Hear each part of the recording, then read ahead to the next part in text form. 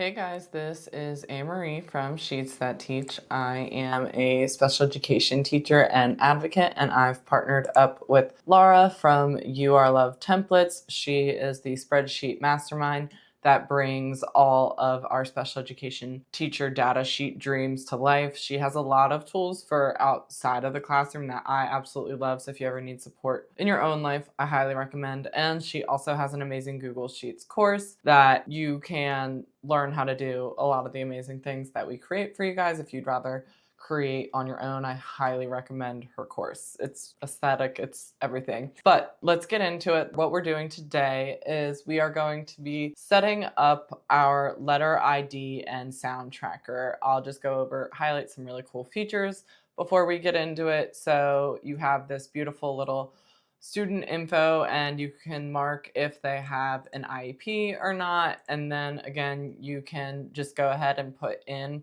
their present levels and what their goals and benchmarks are. If you'd like, you can also put some progress notes in here, like per trial. You don't have to use this, but if like the student was like really struggling that day because they were really tired or they were sick or it was like really loud in the classroom, someone was snapping, like obviously they weren't going to do that well when their attention's that divided. That's a great place to note that if needed.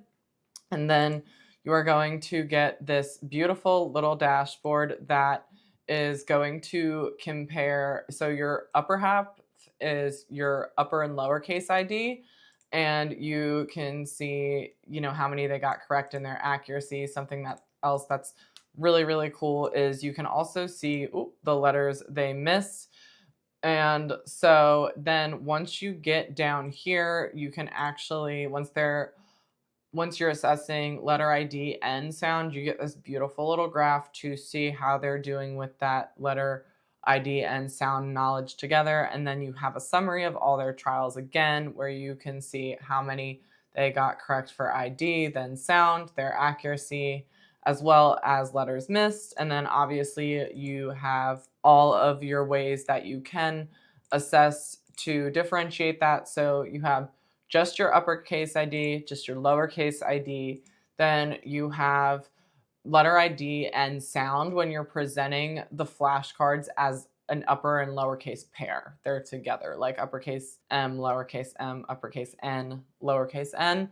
And then this one is letter ID and sound, but this is if you were to be tracking like all 52 characters, the upper and lowercase are not in a pair, and you want to like really drill letters like individually. So you can, again, that's all 52. So this one's a little longer. And what you will notice about this one, so you have a place to mark if the uppercase ID was correct and the lowercase ID, but we only did one sound box because if they know it, they know it. So all of the automations and graphs know to calculate that this top one is 52, this bottom one is 26.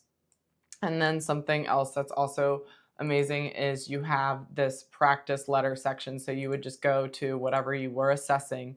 Then the drop-down menu is going to know to generate dates from that assessment. And then you can click that. We'll go over how to print that later too. And then another really amazing feature that I want to show you guys too is you'll notice, for our high support needs learners that may not be able to verbally express the correct answer, we do have, you can mark that you gave it out of a choice of 3 or 4. And then you'll notice on each tab, you have links to flashcards where you have the letter pairs individually. And you can go ahead and change font or just shuffle them around whenever you need to. And then you also have your choice of 3 with everything. And you also have your choice of 4. And that's, again, they're differentiated to match each set that comes with them. So you do have access to all of those that I wanted to go ahead and share out. Let's go ahead and get into it. So we are going to go ahead and start. That was the example that I was just showing you is right here. But as always, you are going to get a Start Here tab that comes with an example and a link to the YouTube tutorial. And there's also the visual and written out instructions. If you don't want to listen to my voice, go ahead and turn this video off and you can just set up on your own with these instructions. All right, so again, once I'm just gonna go ahead and hide this because we don't need it. And just a reminder, if you want to bring back something that's hidden, you can go to these three lines, click it, and it'll be the grayed out one, and you can click it, and that would bring it back. You are gonna notice that you have a tab that says hidden. You never ever need to, and I honestly probably wouldn't touch this. This is what brings a lot of the automations together. I would just literally pretend it doesn't exist. Maybe better off if I didn't even show you. Just kidding. No, but so you are going to start out with a, like I said, a dashboard. But what I always say is keep a template blank so you have something fully blank to start fresh with each student. Um, so I'm going to go to make a copy right away before I even touch this. And I'm going to say that this is Greg's letter ID and sound data. And also just a quick reminder too, as this is loading up, that if you are super duper excited and you start typing on one right away and you are like, oh crap, I need a blank template, you can always go back to your purchase PDF and remake a copy. And I would just recommend doing that every so often because we very well may have put an upgrade on the sheet, and you technically get upgrades for life if you just make another copy and see what's new with it. So that's just a fun little life hack, life note. But okay, so let's go ahead and set this up for Greg. And the nice thing about when you type Greg's name here, it is going to pop up on the dashboard and each tab, so you know and don't need to carry that over manually. And then we can mark if he has an IEP. I'm going to say yes, and then his current uppercase ID will say he's at 8, he's only at 4 lowercase, and he's only at 2 sounds. Given his that he doesn't have that many skills yet, I'm not going to be assessing them with all letters, all 52 letters and sounds yet. So I'm going to say his goal by the end of the year, we want him to be at 24 out of 26 upper and lowercase ID, and let's shoot for at least 18 sounds maybe. And so I can say in 2 out of 3 trials, when shown, flashcards and vivid. I'm just going to go ahead and copy that text down. And maybe for these other ones, maybe these are in 2 out of 3 trials when shown a choice of 3 flashcards and asked to ID a target letter. So I would literally just copy these over. But for this one, I'm going to say target sound.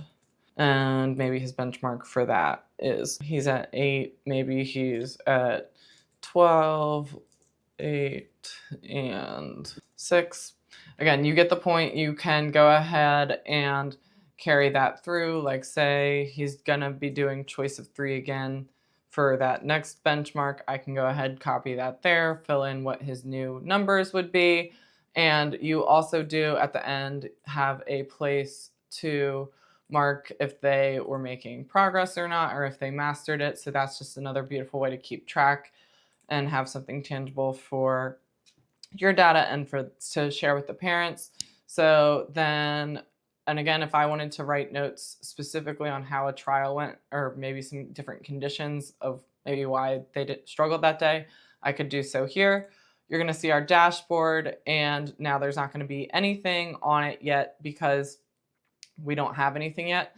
And again, like maybe I'm really only focusing on the uppercase ID and the lowercase ID for now. I'm not even going to start doing the sounds. So you'll notice that there's these it's like a little bracket of sorts with a plus and minus sign. So this is like, you can basically hide a whole group. So I don't need this bottom half yet, so I'm just going to click minus. You are going to get this heads up warning that you're editing something that you're not supposed to. All you're doing is hiding and unhiding something. You're not messing with the formula. Please don't let this heads up scare you. I'm just gonna click don't show me again for sake of this video, but just a reminder, you're not screwing up any formulas with that. Look, I can literally press it again. Oh my God, there it is. She's basically magic. Whoa. So, all right, I'm just gonna hide that for now. We don't need it. And again, if they're only they don't need uppercase and lowercase ID, you could hide this top and only show the bottom half. Now, when you click the date, you are going to get a little calendar. When you click a date, you'll notice that that row, like, instead of gray and white, goes to black and white to make it a little bolder. We did that because it was like a little overwhelming when it was all black. So hopefully that helps you. And after this, it's pretty smooth sailing. I could just note, again, we said that it was choice of 3. So I'd open those flashcards.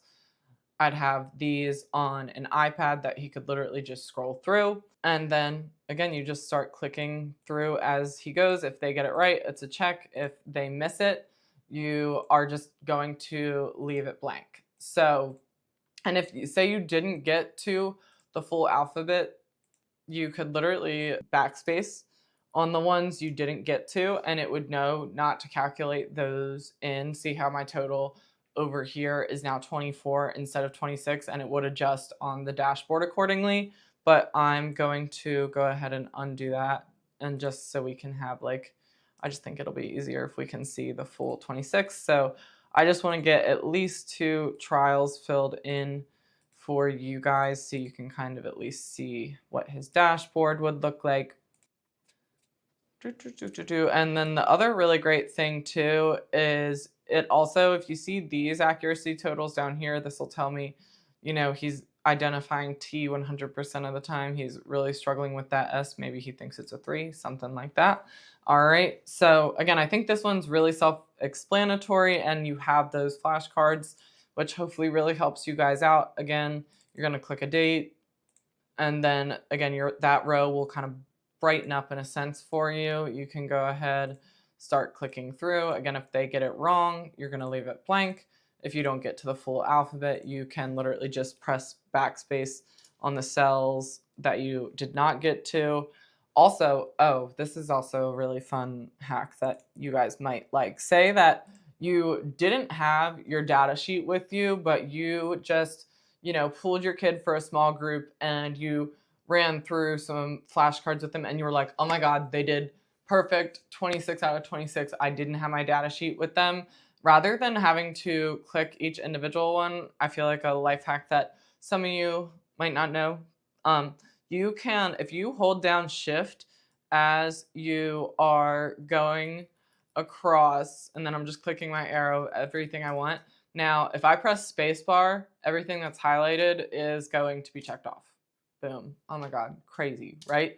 Let's just go ahead and quickly look at what the this is when you're starting to do letter ID and sound, but you're still presenting them as a letter pair with upper and lowercase. Same thing, you are going to click your date, then it's going to, in a sense, brighten your cells, and you have the top column for letter ID and then the bottom for sound. And as always, if they get one wrong, you can just leave it blank. And if you didn't get through the whole alphabet, just be sure to delete the checkboxes from the ones that you did not get to. And then again, when you get to all letter ID and sound of 52 characters, you can click your date, same thing. Now, each time the B comes on the screen, I'm going to ask them for the sound, but if they've gotten it once, I just kind of do a little give me. So that's why there's only one sound box for both of the pairs. But this does know how to carry over that the top one is all 52 characters and then the bottom is only the 26 sounds. Let's go ahead and show you how to work this. And again, sometimes I don't know why that printer loves moving on us, but you can move the printer. Just again, ignore that message. Now, so what you're gonna say is we mainly really only did uppercase and lowercase full trials, and then that was the assessment that I wanted to make a printout for. So it will then, this drop-down list is made up of the dates they were assessed. We only did 2, so they'll only have those 2 options, but you can come up here and say his lowercase ID one, pick a date that he was actually assessed. That's the one that he got none of them wrong. Here's what he missed the first time around. And then if I wanted to print that, I would go to print, and then I'm gonna go to portrait. And if it for some reason hangs off, you can always go to fit to page, and it would adjust accordingly, and then you are ready. I hope that this makes tracking easier for you guys. We can jump to his dashboard real quick and see how that looks for him. And if I wanted to see the graph, which it would probably look pretty pathetic because we didn't do much, and he doesn't have anything to compare it to. Again, if we did that second trial, it would populate for him. So I hope that this makes tracking easier for you guys. And again, just any progress reporting you have to do. As always, stay tuned for more data sheets. We are hoping to release a phonics inventory that will measure CVC words, blends, vowel teams, vowel consonant E digraphs, all the goodies. And we might even be carrying them over to some basic math skills. So stay tuned, and happy beginning of school year for the 25-26 school year.